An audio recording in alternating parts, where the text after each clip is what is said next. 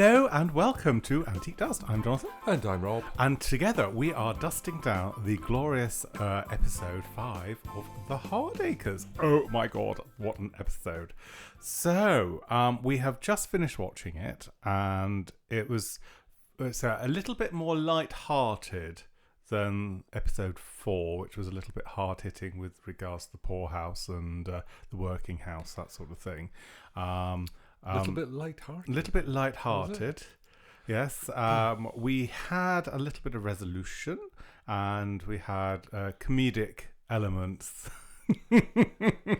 Yes, but we also had some worrying elements as well. Yeah, there's some elements there, but I say it was a nicely balanced episode, where the previous episode was very, very dramatic and full of pathos and quite uncomfortable, and I think they handled that incredibly well. But this episode, it starts off around the delightful dining table, the breakfast table, and the posters arrived.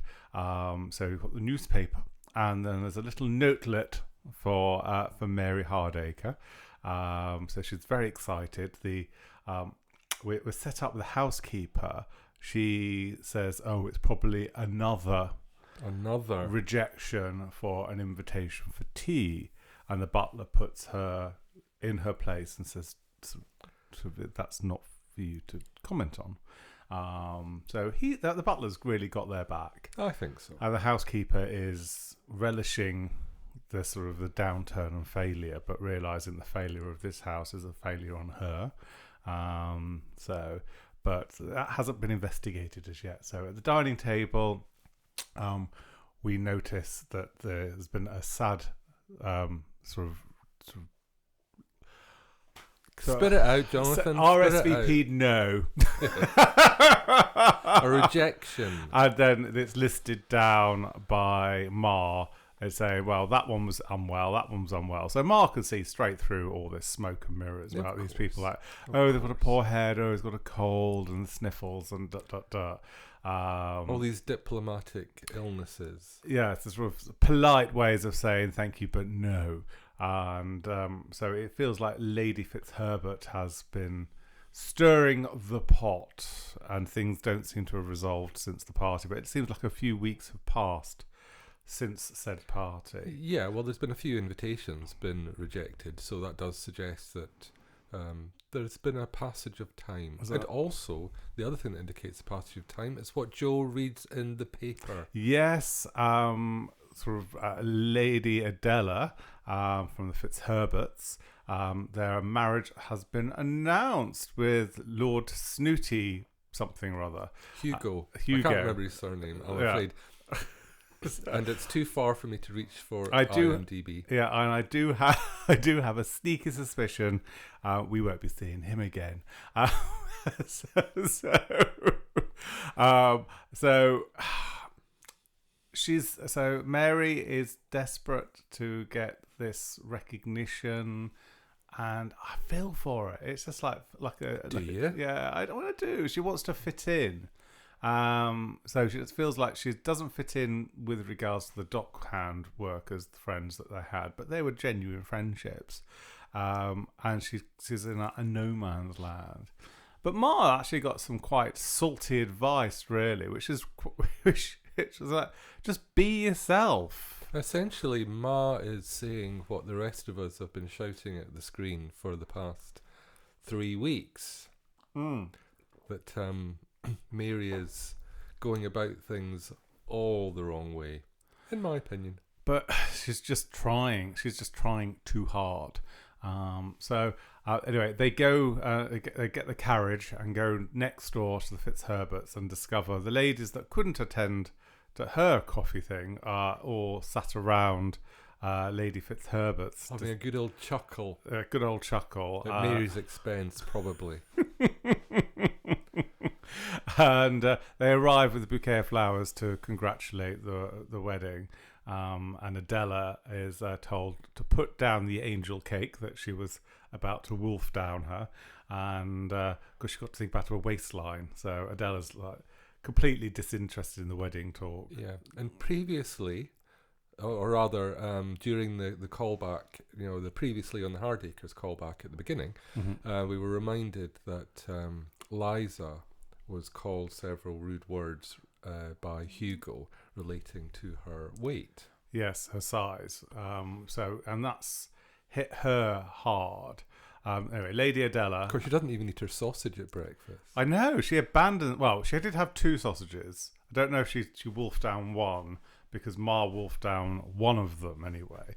So, but I say Lady Adela takes Liza up to her room to show her the sketches of the ball gowns and what have you, or the wedding gown. And then they come on to the subject of weight. And Lady Adela said, "Well, Mummy gives me these tablets. Amphetamines, I think." So she quite happily, willingly hands over this little vial of tablets. Indeed. Which Liza wolfs down one there immediately. So she's desperately trying to do that, and she's being told to, like, well, if you wear a corset, you've got to have a 20-inch waist. That's really low.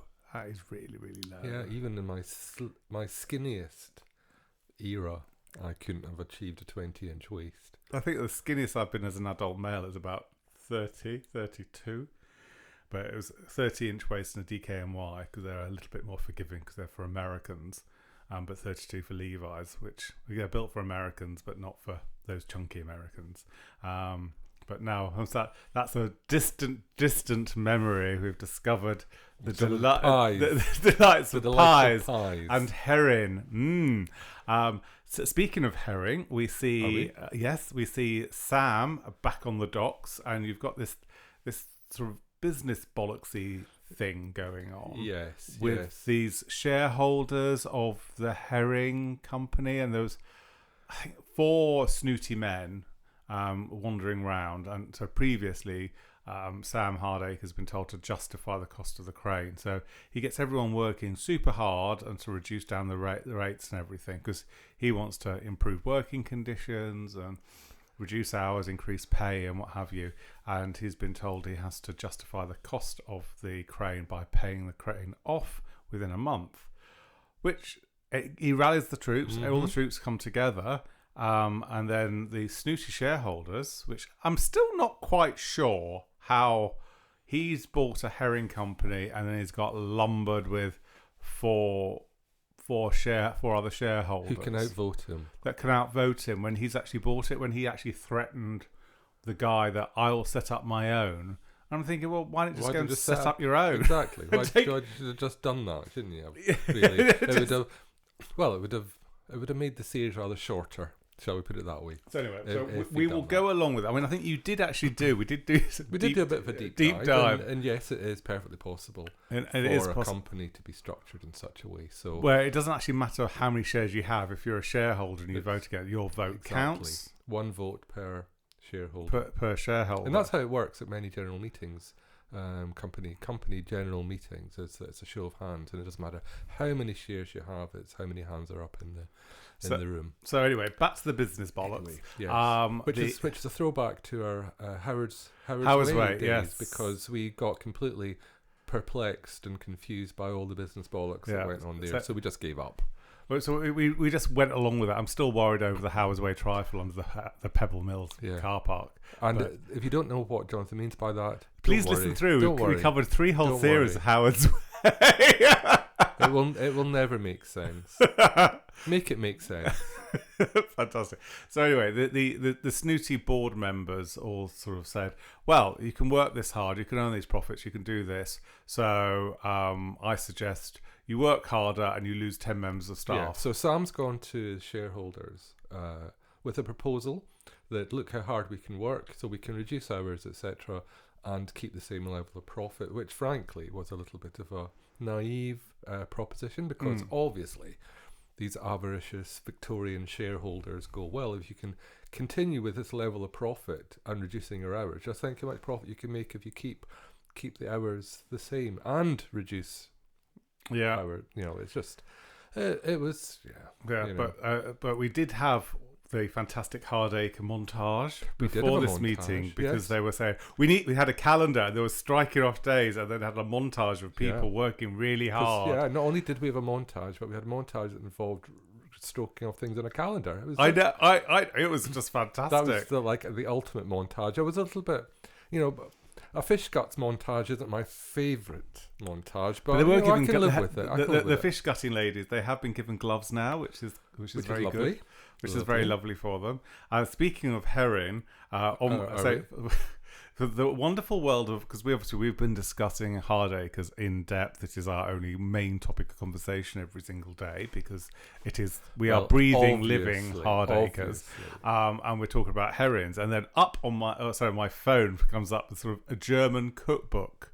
Oh, wow. With 1,000 ways to cook a herring. Well, it had a herring recipe. All right. Which was herring wrapped around a banana. So I have shared it on the Hardacre fan site. Right. It didn't really go down very well. Fish and banana. It's a natural. It's a natural. It's a natural progression. Combination, really. So, all right, we have got another guest on this podcast. We seem to be getting lots of celebrities on. So we have another guest. We get another guest on. So we may well ask the lovely Shannon, who plays Liza, A, for diet tips, and B, for her favourite herring recipe. So where were we? So with regards to the business bollocks, Sam brings everyone together and basically says, "Sorry, I've let you down. I need to lose 10 of you," and the staff are not very happy because they've put their all in to do this well. Because he keeps harking on about, well, I've upgraded the machinery, so this doesn't happen, waving around his gammy hand, and so everyone's sort of like on his side, which is I thought was really good. And then he says, well, unfortunately, I need to let go of 10 of you, and you need to work harder. So that went down like a herring wrapped around a banana. Indeed. Indeed, very delicious. Good form of potassium. So that didn't go very well, and then they all call a strike, which is quite unfortunate. And obviously we have Joe who's witnessing all this. We do have the episode did start briefly with Joe and Betsy having another liaison. Apparently this has been going on for 3 or 4 They're having weeks. a cuddle. They're having a cuddle. I think it's been more than a cuddle. It's a cuddle. Yeah, because she has actually said, I've never done that before with anyone. Or cuddled. Yeah, and he admits he's never done it either. But he is on a conflict of interest. Although he cares for Betsy, he doesn't think Betsy is his true life partner because his eyes have been swayed towards the fragrant and aristocratic Lady Adela. Yeah. Who is sadly getting married to someone else. To Lord Snooty, Hugo Snooty with McSnooty. So he lets her down. He does let her down in quite a nice sort of, well, it's not nice, but it's not a horrible, right, I've had enough of you. It's just like, well, look, I don't feel as though we have got a future together. Yeah. But one does wonder whether there might be an unintended consequence of their snuggling session. Yes. One does wonder. Because Betsy has... I do believe they have had a little bit of rumpy-pumpy. Really? I know, sort of. So they also. But they didn't do that in the Victorian era, did they? Not? No. I'm sure they didn't. They just altered their gussetry a little bit. Just loosen your stays, Martha. Yes. And Betsy tells her mum that unfortunately, she's been dating sort of the lovely Joe, and the mother automatically says, "You've not done anything." Oh no, just a bit of a kiss and a cuddle. I told you, just a kiss and a cuddle. Yeah, but methinks that's going to be something a little bit more than that. So that's quite an interesting thing. But obviously, sort of Joe is still learning the ropes. He seems to be getting the hang of the books and things like that, because Callum seems to be sort of teaching him well, and then we have we go to the lovely Liza. Yeah, so she's popping pills like She's like they're popping sweeties. She's popping pills like sweeties. We see her with the maid trying to sort of get her stuck into this corset, and her mum saying, "Oh, you look really pretty," and things. And so she's therefore that's reaffirming. Pretty means looking thin. So then she takes a few more tablets. Then she goes to Ma and says, "Let's go for a walk." And it's the most manic walk. It did sort of remind me a little bit of this, the sort of a slightly more gentle Benny Hill sketch. Okay. They're sort of marching through the undergrowth. Through the undergrowth. It did look really cold. So, and Ma's trying to keep up and says, "Look, something's not right here. Are you okay? Are you okay?" She's like, this isn't right, because she does notice these nuances. Although she is a bit brash as a character, she does pick up on all the nuances.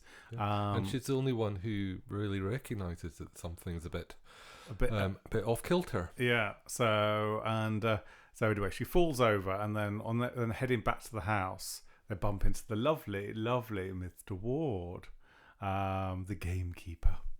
So, and they have a little bit of another meet cute. Yeah, I think we need to clear up something about the term meet cute.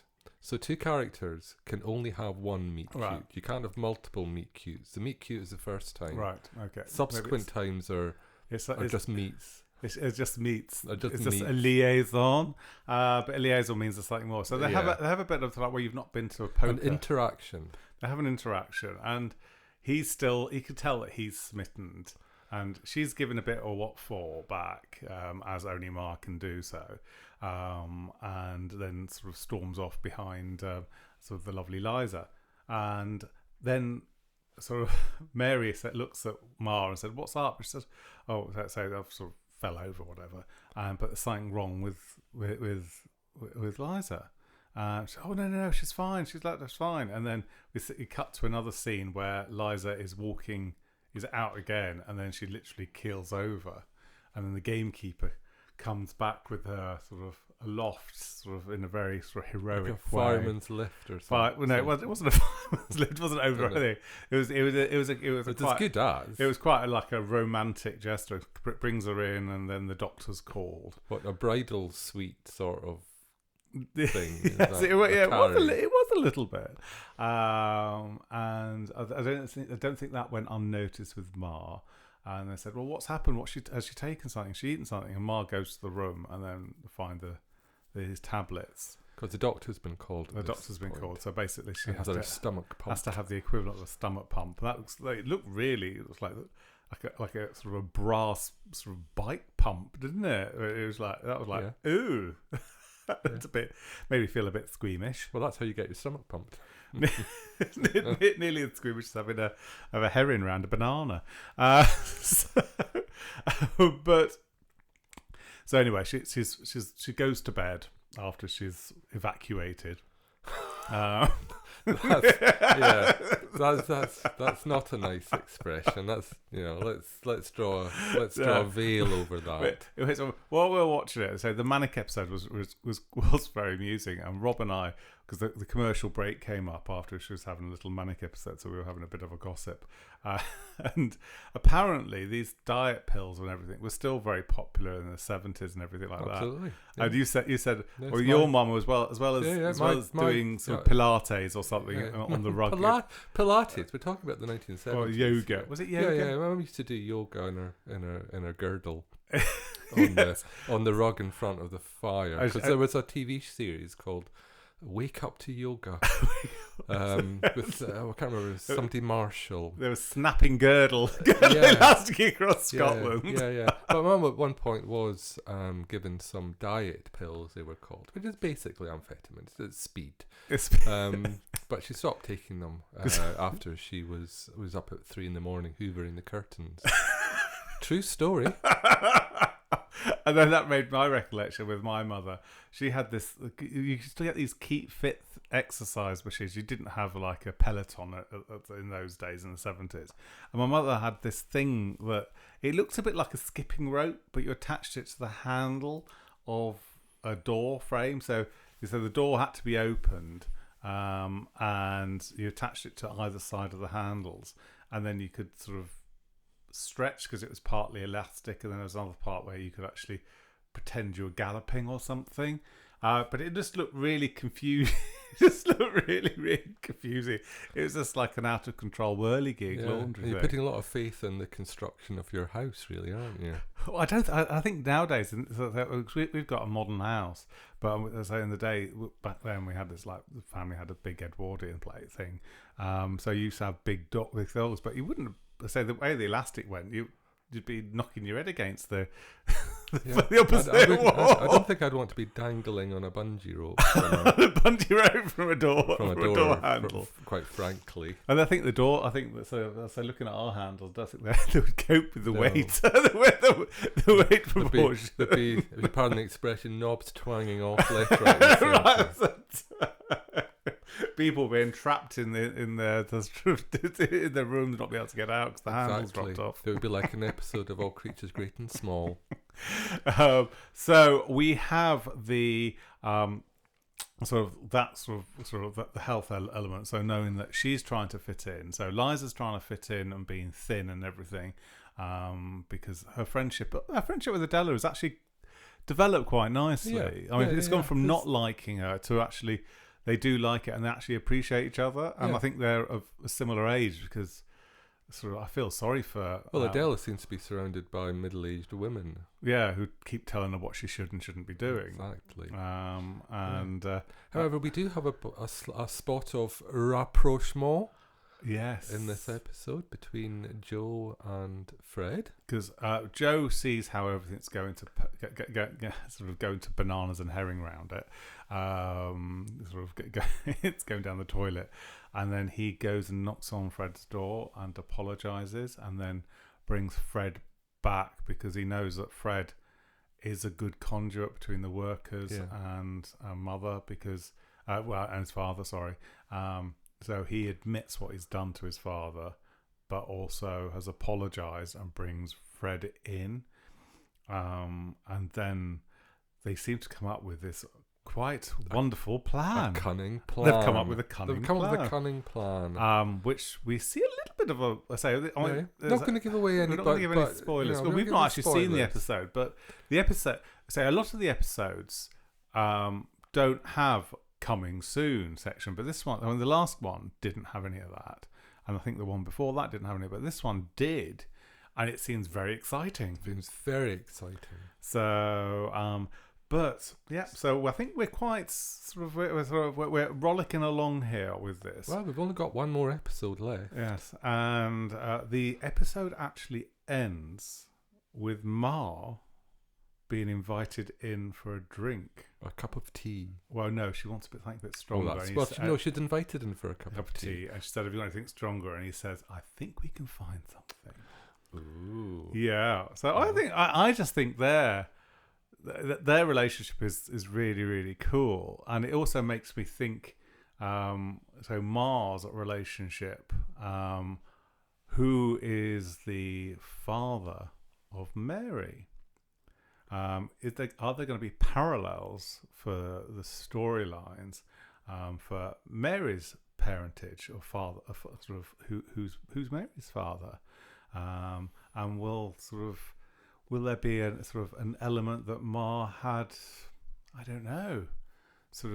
Well, we can assume that Mary had a father. Mary has been obviously fathered. We have to make that assumption, but we would want to know who it would have been, which is the big that's a big question to be asked. Yeah, and there's no indication that we would have met that character up until now. But it seems because Ma is very much along the lines of doesn't think the aristocracy is very good and very wholesome and what have you. So is that a precursor? Oh, I don't know. But I don't know either. I don't know. Yeah, and not being one of the writers. No, but we are. It is exciting that although they haven't said officially that there is a series 2, we have been told that the writers are in the writers' room, putting the storylines together and what have you. for the potential series 2. Yeah. Which I'll be very, very disappointed if they don't, because it is a really, really good show. My only criticism would be that they should really put it in the slot for All Creatures Great and Small. So your criticism is criticism of Channel 5. Of Channel 5's. It's the scheduling. Because I can appreciate that the All Creatures Great and Small get their slots on a Thursday, which I still think it should be a Sunday, but I think there's too much to compete for on other channels. But I think Thursday slots, that's when people tune in for All Creatures Great and Small. So if All Creatures Great and Small has 6 episodes, then it should go straight on to the Hardacres for 6 episodes of that, because All Creatures Great and Small has finished now for its run up until Christmas special. So we do actually have that nice 6-week slot before the festive thing, so we could actually have it could be daintily done, so you've got 12 weeks of period. But you know what you really need to do to get a proper Channel 5 primetime slot? You need to have more car chases with police interceptors. No. It's a guaranteed winner on Channel 5. Or something about a female shepherd sort of building houses and having children. No, you've gone too far now. No, yeah, I think there's about sort of 300 episodes of that. No, you just run mad. So we have a little bit of confusion to clear up as to something that was raised in a previous podcast, which is the question about Harry's crutches. Yes. So we have been in communication with Alex Jones, the producer, who has confirmed to us that absolutely those crutches are period appropriate. They're not anachronistic at all. No, which is marvellous. Which is good to know. So apologies for that. For any confusion. That also apologies for misgendering Alex, because we have only communicated with Alex via email. So silly me just assumed Alex was a boy, and it's actually a girl. Jonathan, you really should know better than I know. I'm very, very sorry. You've let me down, you've let yourself down, you've let the whole podcast down. Whoops. I'd quite like to apologise.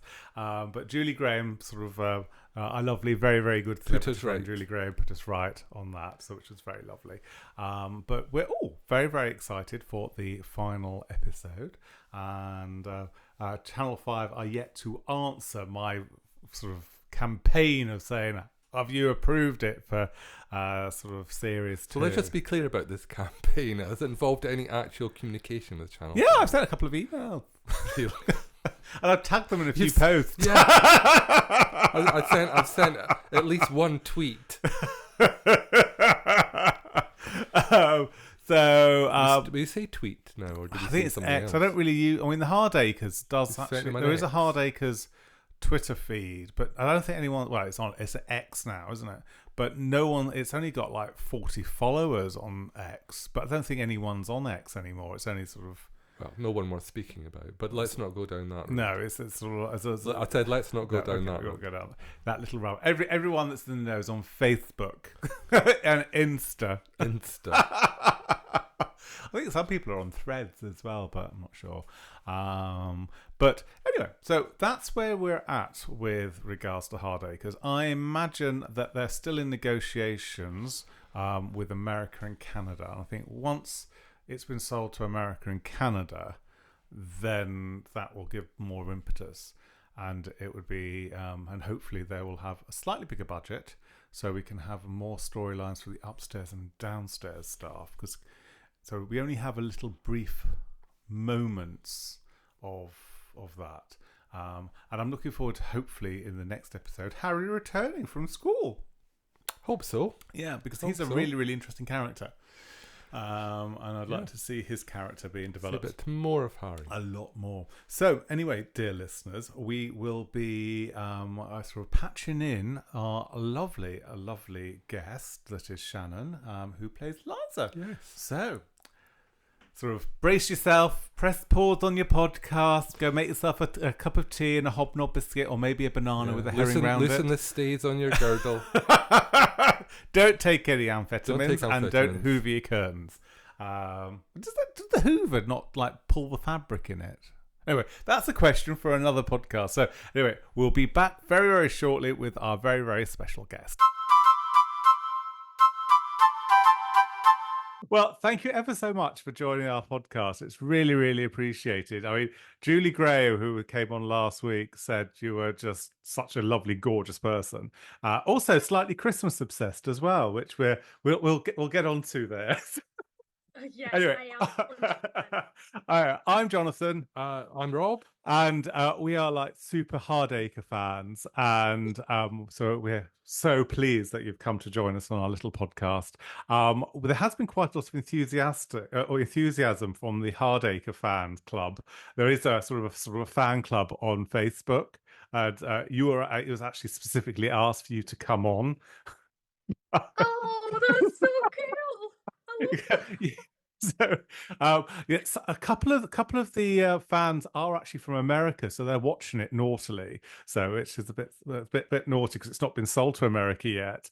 But we won't talk about but so you have sort of inspired quite a lot of them because they love the sort of period drama and they just think you're an inspiration. Oh, I love that! I love that they're being naughty as well. I probably shouldn't, but I do. Yeah. So we'll get on to the little few questions. So, what was it like working on the Hardacre set? It was, so to put it in the best way I can, every day I said I felt like I'd won a competition on the radio to be there because it was like the best day. Every day was like the best day ever. It really was. It was such a laugh every day. It did look very cold. So the episode, yes, we've just finished watching episode 5, and when you were sort of on your diet pills, and it looked freezing when you were sort of walking through the forest. It was so cold, and when I did the like when I collapsed in front of Victor's house, I had to lie on the floor, and I had like grovel stuck in my face, and the floor was freezing cold. Like it was so cold. I mean, the crew was so good, like giving us hot water bottles every second we was off camera. We had heat packs in our shoes, in our pockets, like under our corsets, everywhere. It was freezing cold. Apparently, it was. So Julie was saying that it was quite a lot was filmed on location, and the house was very, very chilly and a little bit not as grand as comes across on the television.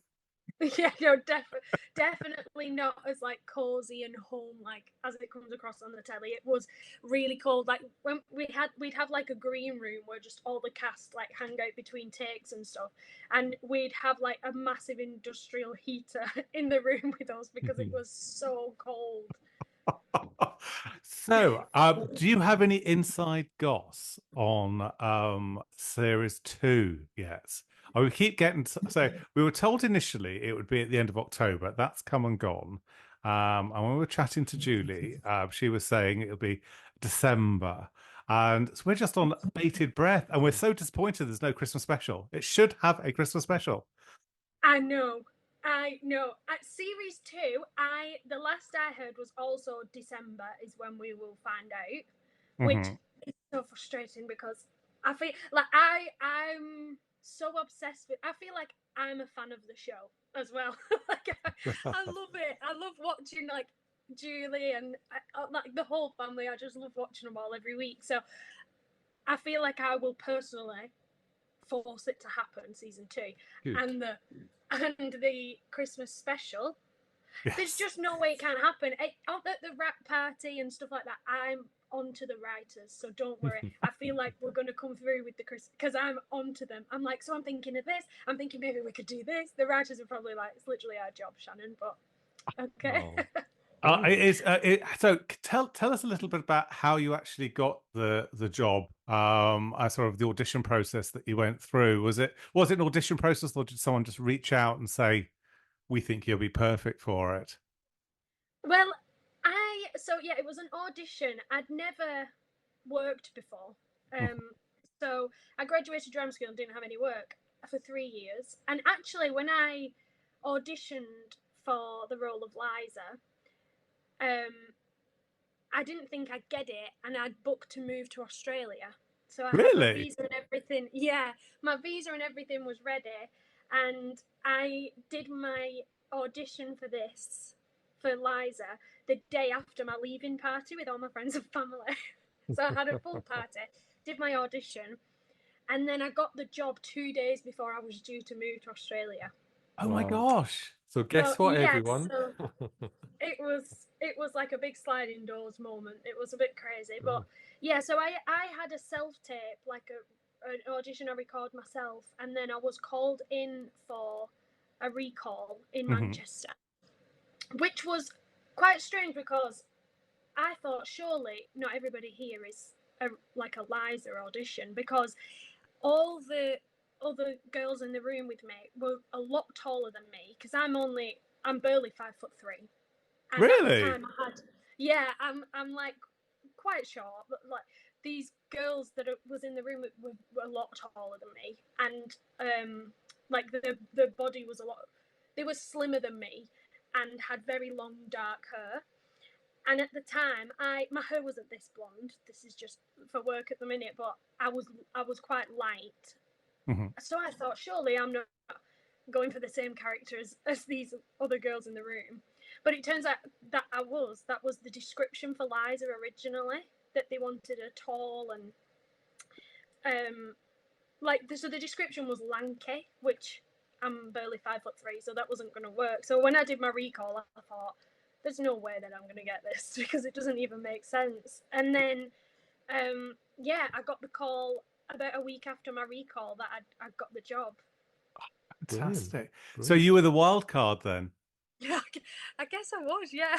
That's quite appropriate for the character you play in the Hardacres. It's like you are like a mini Mar Yeah. in some respects, but also you're trying to fit in. The character is just it feels a bit like an Eliza Doolittle, where you're trying to the mother figure is desperately trying to fit in and not finding it, but your character really did and does you're adjusting really well to the surroundings around you. And but the comic timing in the last episode, although it was a very serious topic, it was you've got such an ability. Are you doing any comedy or anything along those lines? Because the comic timing with you and Julie Graham was just electric. Oh, thank you. I'm not doing it. I mean, at the minute, the job I'm on at the minute is quite funny, but I think it's quite similar in that. So my character isn't supposed to necessarily be funny. They just the way it's written, they just are kind of thing. But comedy's always been something that terrifies me. I've always been like, oh, I can't do comedy, I can't do it. But with Julie, it was so easy to get the timing, because we just straight away clicked and just had this natural like bond together where it was, and everything was funny. So I think because we had that energy together and that sort of natural, like constantly laughing and making jokes, it came quite natural to us when we was filming together. Brilliant. So what's been the most challenging aspect of playing Liza in the Hardacres? I think the most challenging was I struggled with the journey because Liza is like a mini Mar. She is, and I think she wants to be a mini Mar. Like she I think she's like her idol in some sense, and she really looks up to her. So I struggled with last night's episode in particular. Was a big challenge for me because it was sort of went against everything that Liza was and is, I suppose. Like she is sort of very resilient and knows herself and is very sure of herself. So like when we was reading the scripts and I saw that she goes on that journey of sort of losing herself and puts her worth in other people's hands, basically, I struggled with that. But that I think that's where the realness of her comes out, because that just is real life for teenage girls. Like you can think you know yourself and that you're very sure of yourself and you don't care what people think until you're actually told what people think of you, and it's very easy to. So yeah, I think I struggled with that a bit. That was probably the biggest struggle, I think.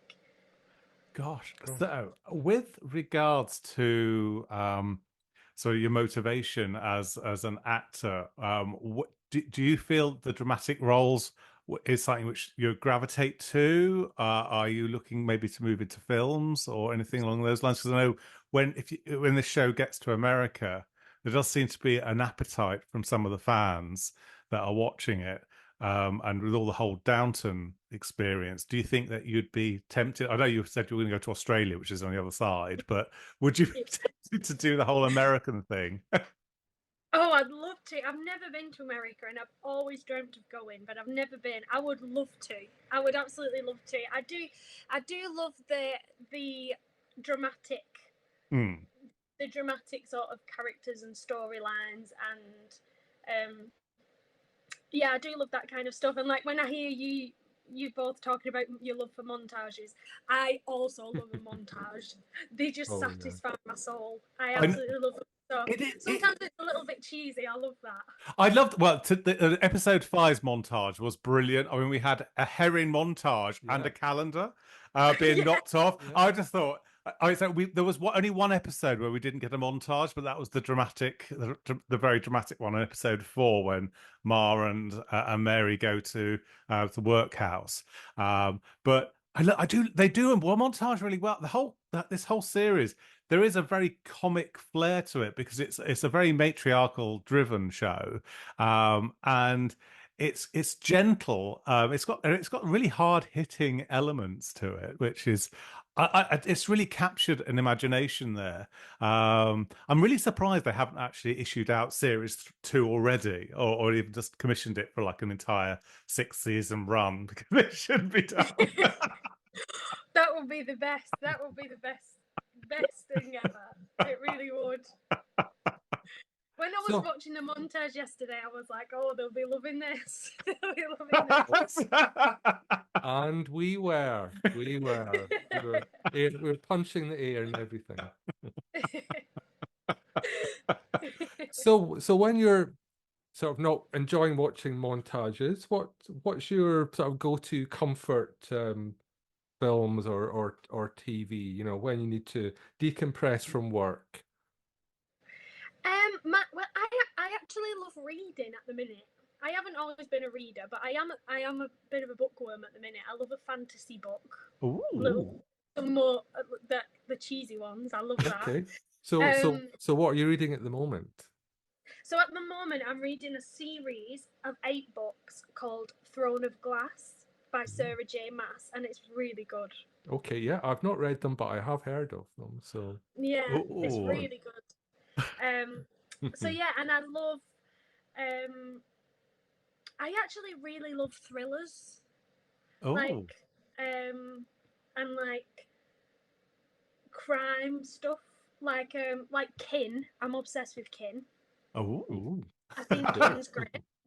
But then I suppose that's like if I'm really trying to like, if it's a comfort watch, then it's either The Notebook or a Christmas film. Oh, like right. Elf. Okay. Here we go. Okay. Here we go. Favorite Christmas film? Okay, that's the first question. The second one, Die Hard. Is Die Hard a Christmas movie or not? Okay. So there's 2 questions. Yeah, favorite Christmas film is. It's difficult to say, but I think it'd be Miracle on 34th Street. Oh, which the original or the remake? The colour one? Yes, the colour one. And and Die Hard, Christmas film or not Christmas film? Controversial. Yeah, it's very controversial. And some people will probably want my guts for guidance, but I don't think it's a Christmas film because it's not. It doesn't put me in a Christmas spirit. Well, there we go. Well, Bruce Willis in an air duct. I mean, what more Christmassy could you have? We are a divided household as to adds to that. We always err towards the holiday, don't we? When it Yeah, comes so to our so favourites. so the safe option for us both is the holiday. With Kate Winslet and Jude Law and Cameron Love Diaz. that film. Yeah, I mean that is very very classy. Now, where do you see your character going for series 2 in Hardacre? Series 2. Well, I'll tell you what I would love to happen. Okay, go for it. The writers are listening. What I would love for Liza is for her to take on for her to go back to the docks and take on quite a big role in handling the docks that would be deemed a man's job. Oh, so take over Joe's job because Joe Yeah, seems to have failed at that. yeah. Joe seems to have I feel like Joe needs a minute to get his priorities in order before he starts managing companies. So I think I feel like also the line in, I can't remember which episode it is. I should probably know that, but I don't. When I said to Joe, "Give me half a chance, and I think I could do a better job than you." I feel like that would be a cool transition into, oh, there she is doing a better job than Joe at the job. And Liza's love interesting Callum. He's obviously smitten with Liza, but I don't think Liza's really twigged. No, yeah, I think it will take a lot for Liza to even consider. So poor Callum, I think he has a long way to go. Bless him. Oh, That was actually quite when we was filming those scenes, and Taheen that plays Callum Saunders is like the loveliest guy ever, and he's so talented as well. So like especially the one when he's like, "Oh, Miss Liza, what's the matter?" Like after he puts his foot in it and mistakes me for my dad, and I'm like, "Oh, just shove off," and shouting at him. I felt so bad for that because I was like, "Poor Saunders," like I feel so guilty. Bless him, but Liza's even Mar's character in it has got a sort of a semi-love interest in Mr. Ward, the gamekeeper. yeah. That is so cute. But I know, I love that. it's just got it's just such a heartwarming thing. So, is there going to be a sort of a book of behind the scenes of the Hardacres? Did any still photography done? Like they've done with All Creatures Great and Small and Call a Midwife. Was any of that done? Is anything like that due to come out? There should be, because I do remember there was a lot of behind the scenes photographs taken. Like a photographer was around a lot, and then they did have somebody come in and film some behind the scenes stuff. So that's the point, actually. What's happened to that? I'm going to get onto them about that. Royalties should be coming your way. Yeah. So we understand that you are going to be in a program called Riot Women. Is that right? Yeah. Yeah, So right. Yeah. and you're playing Chloe. So it's how does that how does playing Chloe differ from Liza? Well, to be honest, they are. I feel like if Chloe and Liza were to meet, they would actually really get on, because they both have sort of this a little bit of an attitude. I think Liza is more. Liza's more friendly and more warm. She only has an attitude when it's required, when it's time to have one. Whereas Chloe's a bit more constantly got an attitude. Right. Yeah, she's and also there's so as Chloe, I'm 27 years old in this one as opposed to 18, and with 3 children. Wow. So Well, that's a yeah, big difference. Gosh, that's very different. yeah, very different. So the circumstances are massively different, but I genuinely do feel like they would get on if they were to meet. if we could go back in 1890 and pull Liza and pull Chloe from this, I feel like they would get on with each other. So But both these characters have a bit of gumption behind them. What's the next role you're doing after this one? I've not got anything yet. I'm just, to be honest, I'm just holding out for Hardacre season 2. So have you delayed your flight to Australia then? Obviously. Oh yeah. That's not on the cards. Well, I am going for Christmas this year, but other than that, it's not on the cards. What were you going to be doing in Australia? So I wanted to go into teaching over there, like teaching drama at schools and stuff. Oh, right. Okay. Whereabouts were you going? Because I lived in Sydney for a couple of years and it was great fun. Oh, right. Okay. I was going to go to Wollongong. My sister lives there. Oh, right. Wollongong's like just a bit out of Sydney. Mm-hmm. Yeah, my sister's lived there for 7 years, so I was going to go out to stay with her. Thought I was hoping forever, but there we go. Well, you do realise Hardacres has been sold to an Australian-New Zealand syndicate. And British actors in Australia do phenomenally well. So that would be pretty cool. To work in Australia would be pretty cool. I mean, that might be because I went out there to work in holiday visa and I thought it was really good fun, and then ended up going to drama school just as a bit of a giggle. And then I started going to castings and started getting castings. I can't do accents. I can't do anything really very well, but kept getting cast because there is a lack of actors out there. So I even got to that last call for Home and Away. No. I love Home and Away. And I love Neighbours as well. I love both of them shows.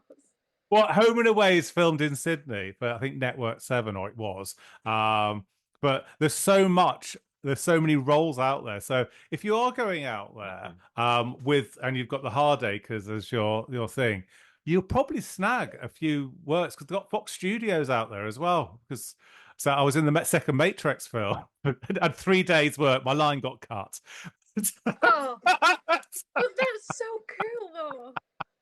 Yeah. It was I just did it as a giggle. I was anywhere near sort of an actor. I just went to drama school and just fell into it. But for someone with talent like yourself, if you go over there's so much in the way because they do invest into short dramas and long dramas. And if you've got the calling card of the Hardacres, it's that being shown out there. Because it's been sold to New Zealand and Australia. Yeah, I can't believe because I can't already believe that when people said that they've watched Hardacres, I'm like, because it feels like it's just me and my mum watching it in the front room. And then I remember that like people all over the country and now people all over the world will be watching it. It blows my mind.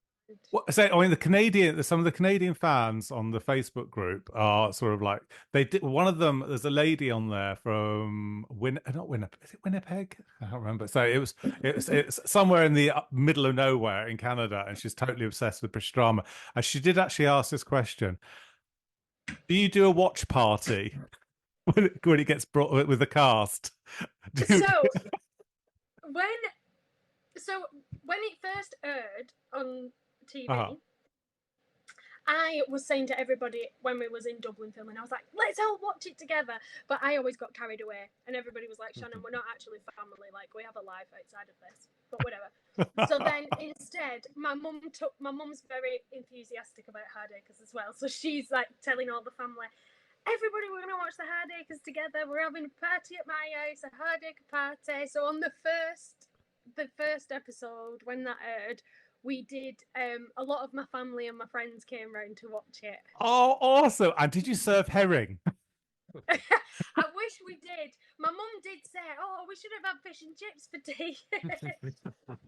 Well, so as we've been talking about antique towers, antique dust towers, we've been talking a lot about Hardacres and herring. Everything on my phone is coming up with herring recipes.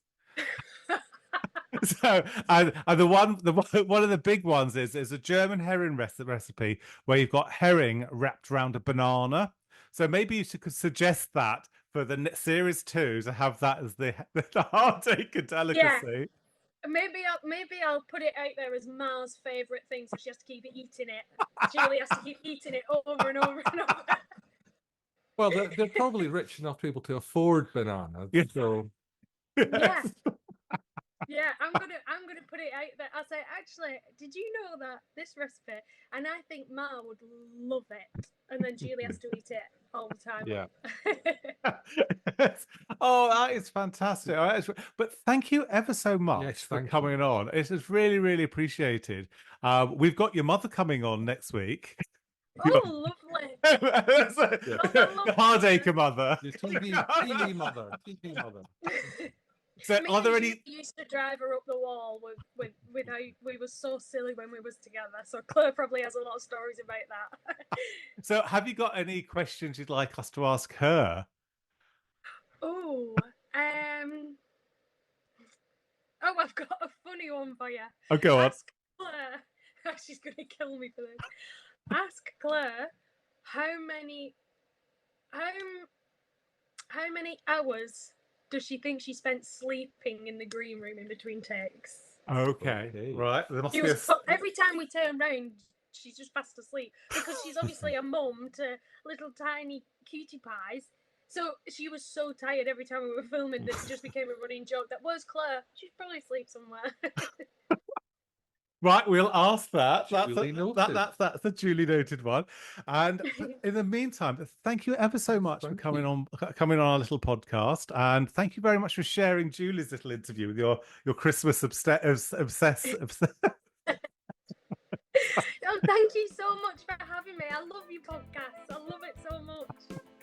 Brilliant. Well, this is Jonathan signing off, and this is Rob saying goodbye.